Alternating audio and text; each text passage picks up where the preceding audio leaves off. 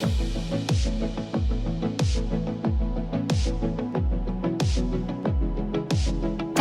everyone, welcome back, and we are trying to really spoil all of you Procreate illustrators out there. We're back with the wonderfully talented Addie Hanson from Woolly Pronto. How are you, Addie? I am so good, Tom. Thank you for having me. Thanks for joining us, everybody. I'm so excited to show you more about these brushes. If you're into illustrating very cute woodland characters and that kind of thing, then you're in for a treat. Yeah, this is going to be good. And I see that the team linked up the freebies that I have to kind of help us get started. I have some sketch files prepared in advance along with the color palette. Mm-hmm. That sounds great. Yeah, so definitely go grab them. And many of you, hopefully you can watch and balance an iPad precariously and maybe a cup of tea and all kinds of stuff, and you can follow along at home. That would be great. All right, Addie, over to you. I'm excited for this. I'm kind of on a mushroom kick, so that's some of what we're going to be painting today. Actually, let me show you quick the finished outcome so that you kind of have the roadmap of where we're going. We're going to be illustrating this scene and then at the end adding just some simple animation. I don't know a lot about animation, but we're just going to make this looping GIF of the lights flashing. And so this is going to be the finished product. Okay, that's adorable. And it's making me feel like I'm back in December and it's Christmas time again. I'm just like very in this storybook feel in these brushes. I'm always so inspired by Lisa's preview images. These brushes just lend themselves to that storybook aesthetic, Alice in Wonderland, all of that. So amazing. What I have here is I have added a bunch of new layers. Don't worry if you don't have the layer capacity for this. We'll just be working on, of course, one layer at a time. But what I do have is the deer layer and then the frame layer separate. And then I'm also working with the texture that comes with this plush pack. I'm using the fog texture. So the very first thing I'm going to do is color in the deer. So I just added an empty layer below that, and that's everything is set to the normal blend mode for now. And I'm going to pull out my color palette so that I can easily switch around. The brush that I'm starting with is the soft pencil, and this is what we're going to use to fill it in. I'm going to increase the size and choose this tan color. And I know this is not necessarily one of the filler brushes from the pack, but I love just the like subtle texture that it gives. I'm not being super careful about staying in the lines because I'll go back and erase that later.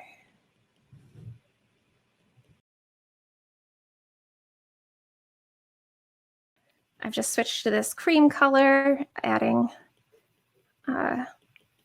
it in the ears, this tummy, and a little white patch on the back a little bit.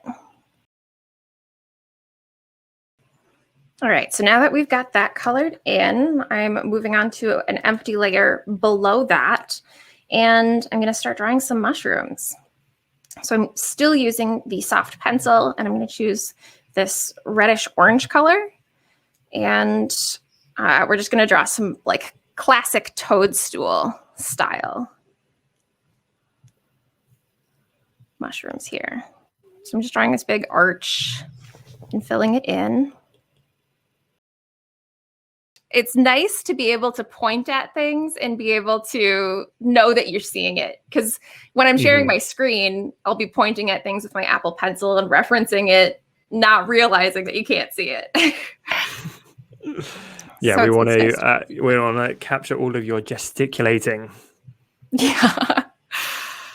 Oh man, and I scuffed up my hands a bit, getting my husband's car unstuck in this. We got like 10 inches of snow the other day, and he got stuck in the alleyway right outside of our house. So we were shoveling and chipping away at the snow and the ice, trying to get it unstuck, and eventually had to call a towing company. Oh, no. Although I love the heroic effort of trying to dig your husband's car out of deep snow with your bare hands. It's quite impressive. What was Well, he? Was he in the car at this point with the heating on, listening to some music? no, Or just... no, he was definitely helping as well. It was actually the most ridiculous stuck we've ever been. The car was kind of just marooned. The tires weren't really touching the ground. It was like the undercarriage was marooned, and then the wheels like were hovering over these ruts. And so we were trying to like chip away at the underside of the car. So I was like lying on the ground with a stick chiseling. So my hands are a little beaten up from that. That doesn't sound like a fun day. No, it was not. We're I don't know. I was like, we need to move to Texas or something. Like I can't do this winter stuff anymore. I'm over it.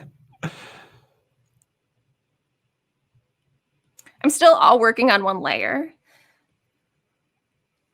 and using the same pencil. And I'm not being super careful about this. It's just going to be kind of rough for now. And drawing this big stem. But Tom, you guys got snow really recently, didn't you? We did. We didn't know what to do with ourselves as well. As English people, yeah, we were lost. We had cars getting completely stuck on the road, unable to go anywhere. My car is terrible, so I couldn't actually leave the house if I wanted to. We were kind of marooned there. Because you have a Ford Fiesta? Good memory, yeah. I have a Ford Fiesta that is worth less than $100 and is currently held together with duct tape. Really? Oh my gosh. My husband's car is held together with zip ties. I need to talk to your husband at some point. He's a Ford Focus, so it's a little bigger than yours, but it's meant to be. Well, I don't want to cut you out the picture, Addie, but it sounds like we're past soulmates.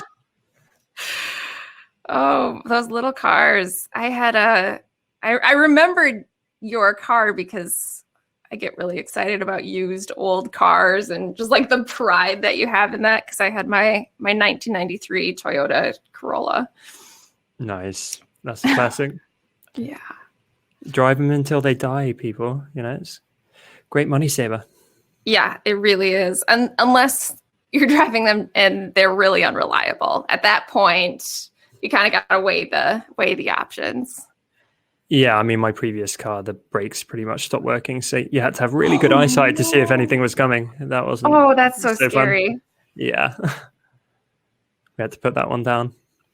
Oof. Okay, so I have just outlined it with this like an off black charcoal color, and I'm going to move on to the Shy pencil and just add some grainy shading here on the bottom.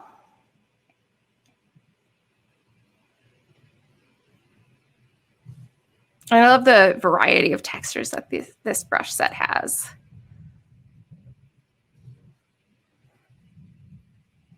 Yeah, they're fun, aren't they? Yeah, you got any favorites? Everyone earlier was saying about the toothbrush one they were loving.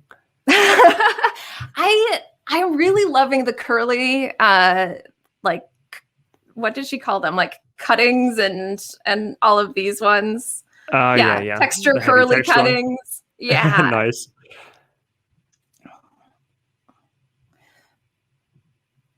All right. So now once I have that mushroom done, I'm going to duplicate this layer and we're going to manipulate this second mushroom to kind of save ourselves some time. So I've selected the duplicate layer and the transform tool, and I'm going to put it on uniform to start and just shrink this down. And then I'm going to use Distort to kind of change the perspective a bit. And this is something, I mean, I don't exactly know which direction I'm going in until I try it and see. So you just kind of have to play around.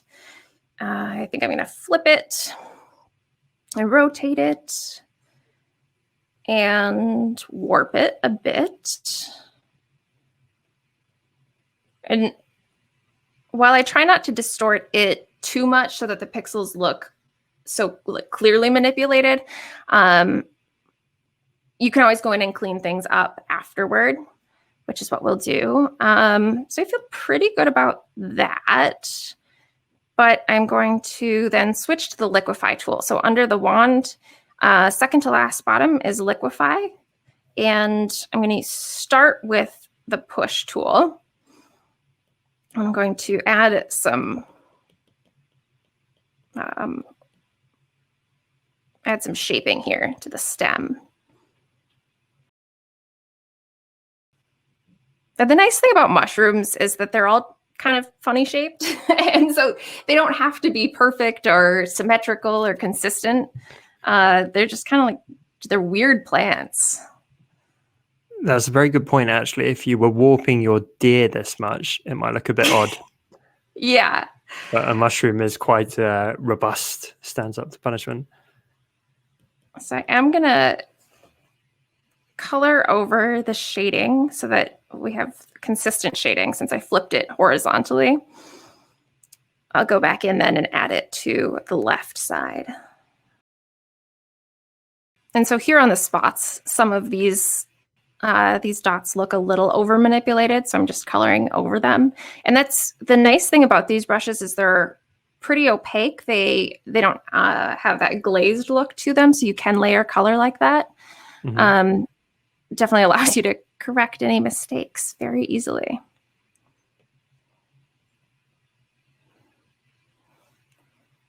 And then I'll go back in with the Shy pencil to add in that shading. Okay, and then moving on to an empty layer, I'm actually going to drag this above both of these ones that I've drawn. I'm going to add some itsy bitsy mushrooms at the bottom. And switching back to the soft pencil for this. What is brought on the mushroom phase, Addie? I'm curious. I really don't know. I'm trying to think because sometimes I will watch something, you know, I'll be on a Netflix show and that drives me to draw certain things, but I'm really not sure. I just started drawing them in December, I think. And I was drawing a lot of deer at that time too, so it felt like a natural addition. And then sometimes, yeah, when I'm trying to come up with what to draw, I like to mix and mash concepts together. So, or like try to figure out how I could make something different or unique. And so in this case, making the deer small and the mushrooms large felt like a good way to do that and just add a bit of whimsy to it. Yeah, it's quite fairy tale. Yeah. I also want to shout out Addie's YouTube. If the team can link it up, she's doing some incredible videos over there. Oh, thanks. So let's all go subscribe and support her. But it is really cool, actually. It's one of my favorite YouTubes. It is so much fun. It still blows my mind that I just get to show people things to draw all day. It's my day job. Well, it's really cool because we have a lot of creative friends via Design Cuts, and we want everyone to do well. And it's been fantastic to see your channel growing so much. I think you're at like 21,000 subscribers or something now, and it's growing really fast. Yeah, I started last year with under 10,000. And so the growth really happened, I think, a lot during the pandemic. I think a lot of people started watching more YouTube. And it's been crazy. And I love working with you guys and sharing all of these amazing brushes from super inspiring creators. Have you ever chatted with Lisa directly? I have not. I feel like I'm so we need to make this happen. No, she's so sweet. That she even knows who I am. She's a celebrity to me. The team behind the scenes, can we make this happen, please? We need to get Addie and Lisa on a live stream or chatting in some way. I mean, I would love to. So with mushrooms also, because this is clearly not real life, I'm definitely just making up these kinds of mushrooms, as well as the colors used for them. So when you're adding in the details and stuff, it's just fun to just go with your imagination and throw things together, mix and mash different parts of mushrooms. They're quite creative fungi, actually, aren't they? Yeah, it's like you can play with colors and patterns and shapes. Yeah, and like some mushrooms have this like lacy netting on them. The underside has a lot of fun detail that you can draw. This skirt thing comes in all various shapes and sizes and textures. I don't actually, I don't like mushrooms to eat. You could have fooled me. Well, and we've been vegetarian for a couple of years now, and I feel like so many vegetarian options have mushrooms as a feature. Mm-hmm. And I can't do it. I'm not there yet. Are they too slimy for you? Yeah, that's the thing. Actually, I'm going to get to a new layer underneath for this. Yeah, I don't want to be like that person about the texture, but I can't do it. It's all right. We all have our thing, our weird food thing that we won't eat. Yeah. What's yours? Tomatoes. Really? And does that anything with tomatoes or tomatoes? Or is it like just plain tomatoes? It's anything, and it's a long story I won't bore you with, to do with my childhood and like a misdiagnosis of allergies and so on. So I basically like avoided them for life / hate them, and they sneak it in everything, Addie. You wouldn't believe it. Like it is. It is in freaking everything. Like any pre-made meal, you check the ingredients, it'll be something where tomatoes have no business being there, and it'll be there on the ingredients list. So yeah, that's my super weird thing where that's a hard one. I get made fun of. Yeah. To each their own, you know. No judgment from me. I grew up being very picky, and it's just like, I know your taste buds change, and mine certainly have, and everybody can do them, you know. It's true. I'm not going to pass judgment on your distaste of tomatoes. We had family friends growing up where the son made his mum pick out the little black seeds in strawberries one by one, which that's maybe a step too far. Oh, that sounds a little traumatic. Yeah, it was traumatic to watch. Patient mother. Oh, the mother was picking them out. Yeah. Oh no, she didn't like stand over him. Like, okay, I had reversed it in my head. You don't get to watch TV until you pick out all your strawberry seeds. It's a little better switched around. Okay, so just to keep track of what brushes you're using again, Addie. So for all of the main drawing and coloring so far, I have used the soft pencil, and then when I go in and add this shading, I'm using the shy pencil, and those are the only ones that I've used so far. And for this, as far as layers that I'm using, I did the outline first on this mushroom for some reason, and so then I went back and added the coloring underneath on a layer below that. Mm-hmm. And then I'll merge these layers together. Add a little bit of patterning here. All right, and then I'm going to pinch to merge these two together. And then again, I'm going to duplicate this and morph this mushroom down. Amazing. So I'm starting on uniform with the transform tool. And then I'm going to switch to the warp tool. And just kind of push it around so it looks a little different.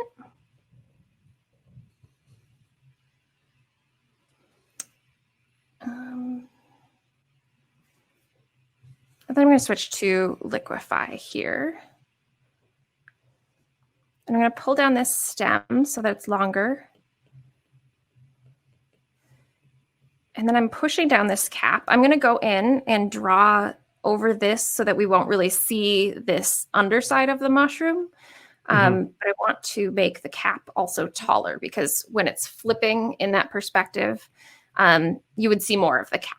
So I'm just going to stretch that down. I've just realized by watching you, Addie, that a lot of the mushrooms I see when we're out on lunchtime walks and that kind of thing look like the Liquify tool's been used on them. Because they're all a bit misshapen and weird, aren't they? Yeah, they really are. They aren't consistent. Like flowers usually follow such a symmetrical pattern. They just seem like an anomaly of nature. Mushrooms do. It's all right. We'll get you cooking up a nice mushroom pasta before you know it. I've come around to a lot of things that I didn't think I would like since becoming vegetarian. All of the more hearty, fibrous, protein-packed meals with like beans and lentils and all of that. Growing up, I never would have touched that. So yeah, I've come along. Funny how it changes. Yeah, I have to recipe trade with you. I did some black bean tacos the other day, which were very tasty. Yeah. I feel like it's been a process because when we first switched, we had a lot of like meat replacements. And we're just now starting to learn to cook actual vegetarian meals. It's definitely been a journey, but yeah, I would love to recipe swap. You feel good, right? Fresh ingredients. Yeah. It's just like you kind of have to think differently about your food because it used to be I would cook and I'd have my protein and I'd do vegetables, and that was just like such a basic, easy way.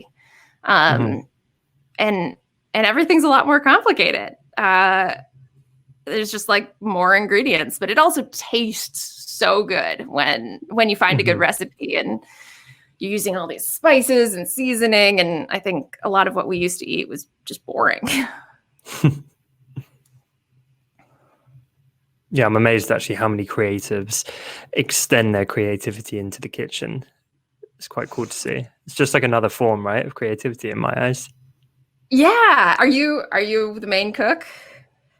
No, actually, no, purely because of time. Like I tend to work quite late, but yeah, I do really like to cook. So I cook several times every week, and I tend to go fancy and complex, and then destroy the kitchen. It looks like a bomb's hit it. That's my style. Like my I don't know about husband. you. We've got a lot in common. No, I clean as I go. Okay. I wish I had that. Yeah, I'm trying to teach him to, you don't need to use a new utensil for every step. It's a process.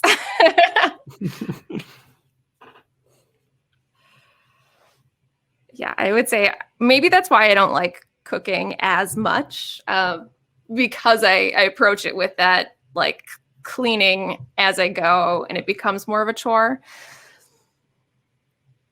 Maybe the baking just a let loose. total mess. Yeah. Yeah, I mean, it's more fun, and then you're just faced with the horror of what you've left behind, and that's where the fun freeing. stops. Yeah, temporarily freeing. So just as before, I'm adding on a layer above my 2 previous mushrooms, I'm adding in some smaller ones.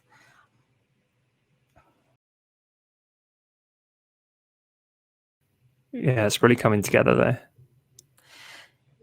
Yeah, and I think I'm okay on time. I don't think I have to skip elements yet, at least. All right, so now I've gone ahead and merged all of my 2 separate packs of mushrooms, and I'm going to move up to the vines layer here, which is just a new layer that I've added on top of all of the other drawings. And I'm going to add in some greenery and then the strings, the vines for the lights. So for this, I'm going to still use the soft pencil and bring my color palette back down. I'm using this foresty green here. And I love how pressure sensitive this brush is in particular. It has pressure sensitivity for size. And so you can get really thin vines and then press a little harder and get some nicely shaped leaves. It's just a very natural feeling brush.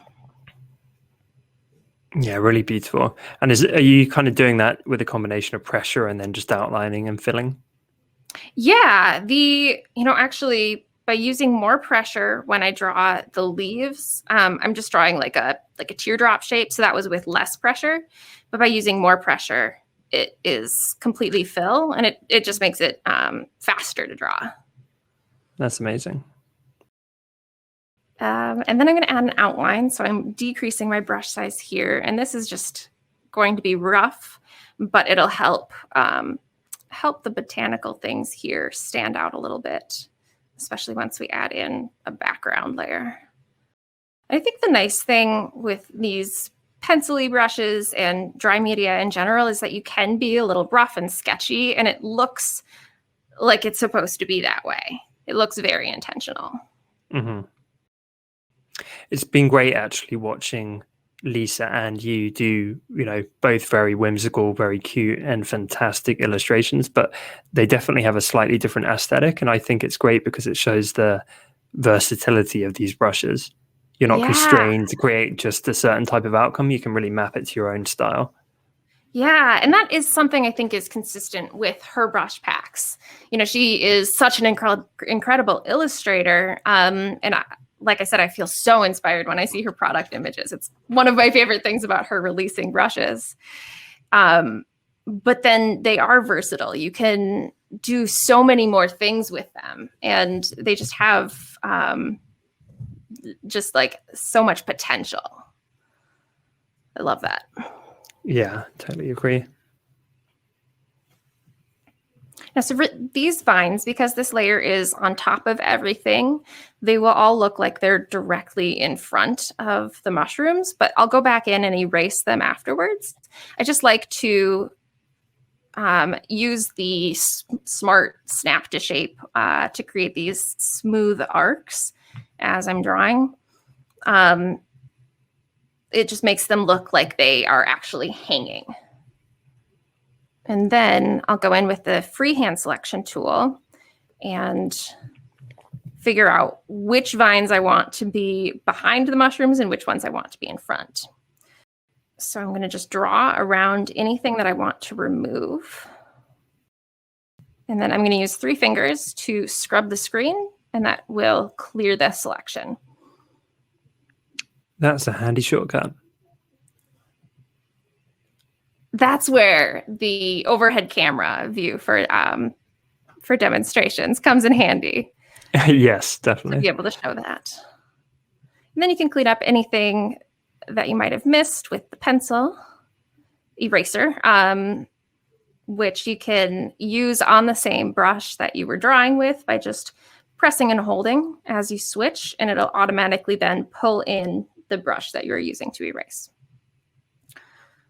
I am going to add in a quick outline of these vines as well. And for these, I'm waiting until it snaps into an arc. And then on this notification up here, I'm going to tap Edit Shape to bring it back in line.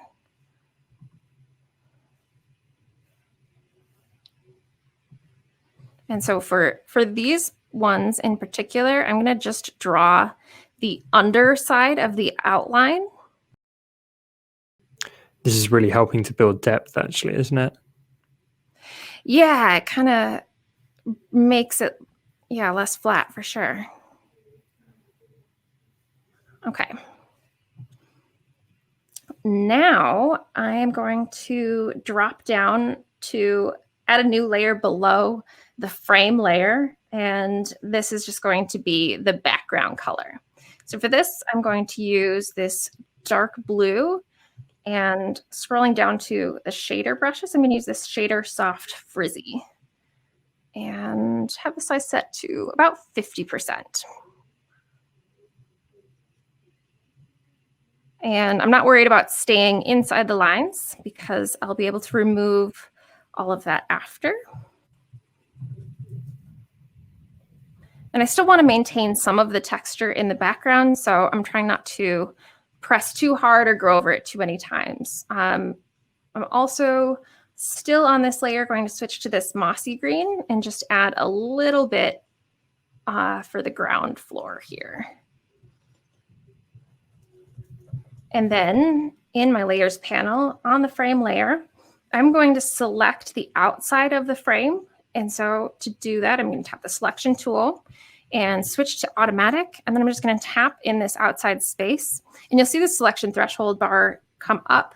And if you drag your pencil to the left, it'll decrease the selection threshold. And if you drag it to the right, it'll increase it. And so if you tap in and it does this and it selects the entire screen, you can just drag your pencil across. So in this whole process, I haven't lifted my pencil at all.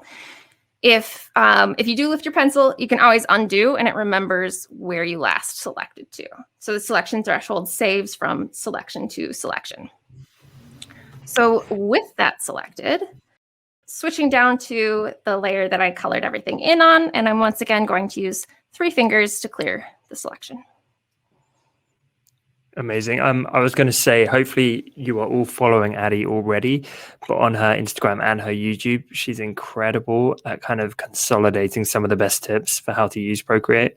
Like, you always seem to kind of get these things down and all these shortcuts and hacks and so on. So I love you're a one of good the best hack. people I know. Yeah, honestly, you're great. So everyone, if you want to get more efficient in Procreate, definitely follow Addie.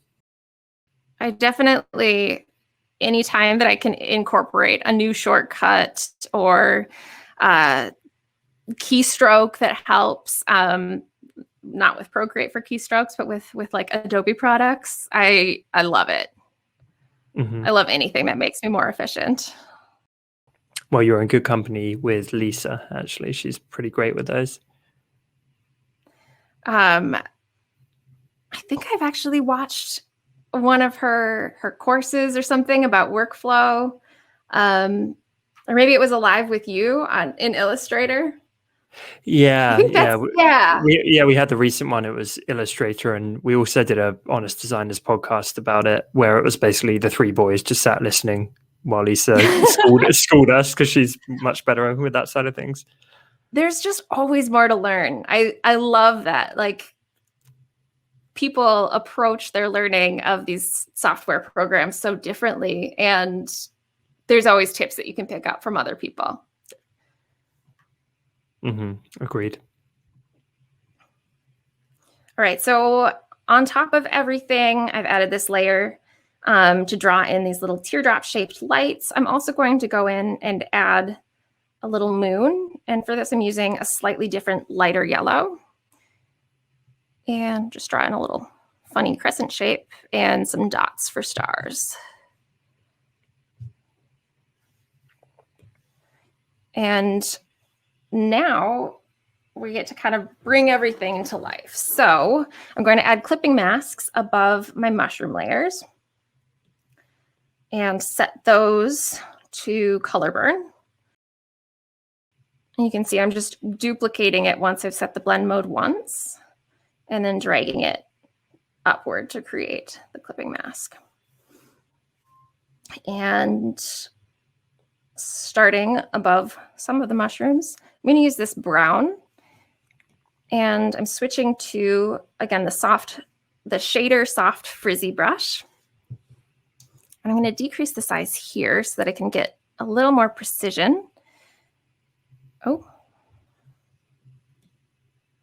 Okay. Decrease the opacity too. That looked a little intense. And then I'm shading this sort of, but I'm also using this to add some interesting color variation. I'm going to switch to this yellow color for the cap so that this is a little more subtle. And then a dark blue for this. So I chose color burn here because I just think it makes it a little more punchy. But if you just want to add some shading, you can use multiply or linear burn. For For highlights, I recommend using overlay. But yeah, for this, I think it kind of adds to the otherworldly feel. We're going psychedelic. Yeah. Maybe I shouldn't say psychedelic mushroom. in a live session with mushrooms, but yeah. It's amazing to me, actually, how much you've created in under an hour, like this entire scene. I'm definitely watching the clock. The animation part is very quick, so I can count on that. How do you decide on what brushes to use best for different types of illustration? That is a good question. And it is honestly something that I still struggle with sometimes. I always look at the product preview images to see what the artist created them and intended them for. And then I do a lot of swatching, playing around to figure out how it would fit in with my style and my techniques. So thinking of the Aquareel pack and those stamps, I think of the tutorials that I saw that Lisa had done. She was using them as overlay layers or color burn as clipping masks. And I wanted to try to find a different way. So I was trying warping them and using the Liquify tool on them. So definitely a lot of experimentation, which I think is so unique to each artist. Watching tutorials for sure helps. And again, looking at the categories in the preview images of how they've named them. But it's something you kind of gotta just like play with and decide for yourself. And then you can see if you have a lot of brushes, I add emojis to the names of them so that I can remember which ones like I loved or which ones I used on certain projects. That's so good. Because as you start to accumulate more and more, if you take 2 months off from using a brush pack and come back to it, it's just a helpful trigger to remember those. That's great. Favorite part of my job anyway is we get to work with some really talented, cool people. Well, and everybody's so nice. They are. We have the best community and team, I have to say. Yeah. And your community are awesome too. So do you have a tip on your pen or a paper sheet on your iPad? Ooh, that's a great question. I do have a screen protector that's like a matte paper feel screen protector. So right now this is pretty smoothed out. It doesn't have a lot of the friction. At least in the center of the screen where I draw the most. But what I like about this one is that it doesn't, as it wears out, you don't get individual scratches. Some of the other ones that I've tried, as you draw, if you use more pressure, you'll have scratches very early on that are just distracting because they kind of add an aberration to the screen. Oh, that perfect screen getting scratched up just makes me wince. Yeah. Yeah, it is. And then like when you can kind of feel it as you draw, as the pencil passes over the scratch, it bothers me every single time. So I can't handle that. But this one wears out pretty smoothly if you've ever used any other kind of drawing tablet. From my experience, it wears out similar to Wacom products. Yes. Okay. Yeah. Do you not find when using Procreate, there's a tendency for pixelation to occur when you start moving stuff around? And if so, how do you get around that?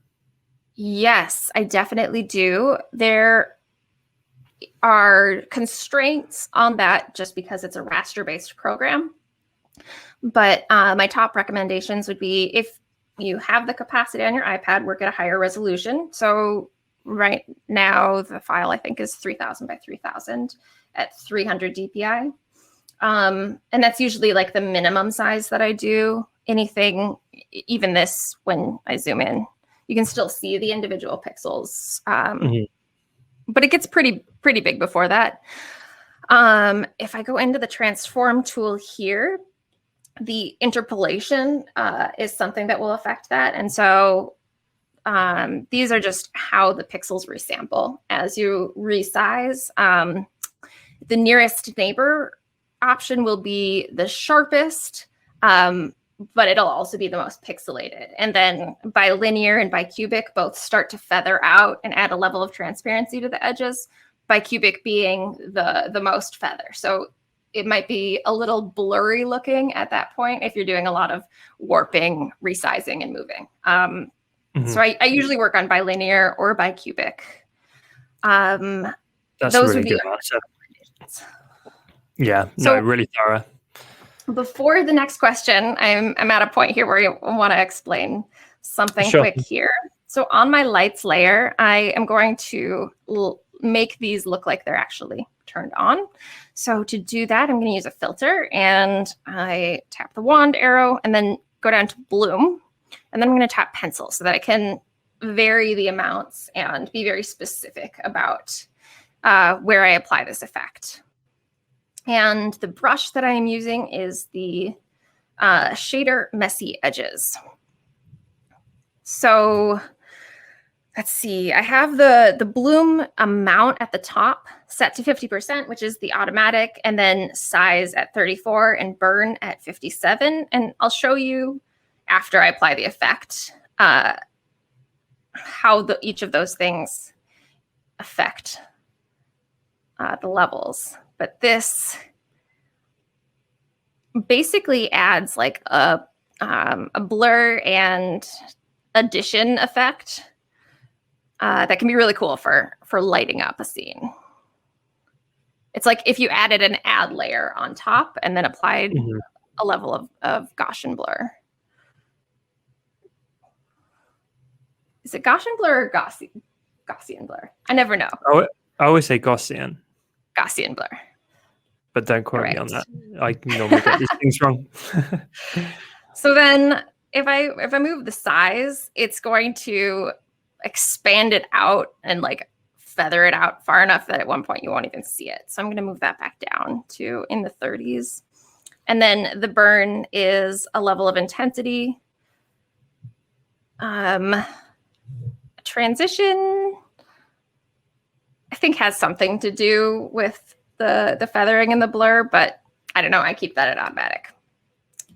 So once that's done, we can animate this quick. And so all of my other layers, I've been working in this one single group. And so this in Procreate's animation tool, it will treat a group as a single frame. And so I have a group for my background and a group for the texture layers as the foreground. And then I have one layer in the middle for the animation that we're going to add. And I'm going to change this blend mode to add. And then I'm going to duplicate this. So we'll have 2 frames that animate back and forth. And then I'm going to go into go into the wrench tool here. And under canvas, we're going to turn on animation assist. And it'll at first interpret the groups as separate frames. So as you scroll through, you can see that they are slightly transparent underneath the other layers. To change this, we're going to set the group with the art on it to the background, and then the group with the texture to the foreground. And now when it animates, it'll just bounce back and forth between these 2 frames here. And then on my lower add layer, I'm still going to use the shader Messy Edges and this yellow color. And with this, I'm just going to add this lighting. I'm using really light pressure here because the add effect is so intense. I don't want it to be like totally blown out. I want to keep some of that shape of the light. And by adding this individually on each layer separately, there will be enough of a difference between the 2 that it'll still give that look of movement and twinkling. And I'm also going to decrease my pencil size and add the tiniest bit of lighting effects to the deer and some of the mushrooms. All right, and then I'm going to turn off this layer to do the same on the layer above. This looks great though, Addie. Love the lighting effects. Thank you. And I know I'm down to the last minute here. I just want to make sure that I add the lighting on the deer and the mushrooms in the same places. So now if I close on my palette and turn back on my other add layer, I'm going to go to settings and change my frames per second to 1. And then we're going to set it on loop. And if I press play, maybe we'll do 2 frames per second. Make it a little faster. There's the final piece. That's so cute and amazing as well. Like, again, I'm blown away by how much ground you've covered in 1 hour. You've done an entire piece and and animation. It's amazing. The warping and morphing of one thing that you've drawn definitely helps save time. Yes, that's a great tip actually, and you totally cannot tell they're exactly the same drawing because you've manipulated them so well. Thanks. Look at that. You need the equivalent of a mic drop at this point, Addie, just a pencil drop. Yeah, it would take me a bit to unhook my mic to drop it. And then I guess one last thing, if you want to export it, you tap the wrench and share, and then anything in the share layers will allow you to. So it has the animated GIF, MP4, these different file forms. You can export it, and then there will be additional export settings that are related to the size. So they have like a web ready option that'll automatically change the resolution. So that's how you could export it and use it and share it. So good. Addie, thank you so much. Would you like to stop screen sharing at this point and come back? Amazing. Yeah, everyone, let's give it up for Addie, please, just while she's disconnecting her screen share. I'd love to see you blow up those comments because she's been so generous as always with her time and just shared so much today. So I hope everyone got a ton of value from that. I want you to go and follow and support Addie right now. We've linked up all of her profiles. Go subscribe to her YouTube. Follow her on Instagram. She really is one to watch. Not only is she doing incredible things now, but she's growing so quickly. In a year's time, everyone in the creative world is going to know exactly who Addie is. And you're going to be like, I was one of the early people that kind of jumped on when she was. But yeah, definitely go support her. Thanks, everybody. And thanks, Tom. Addie, thank you so much. We'd love to have you back in the future, of course. Yeah, I'll see you then anytime. I'm happy to be here. All right. Take care. See you soon. Thanks.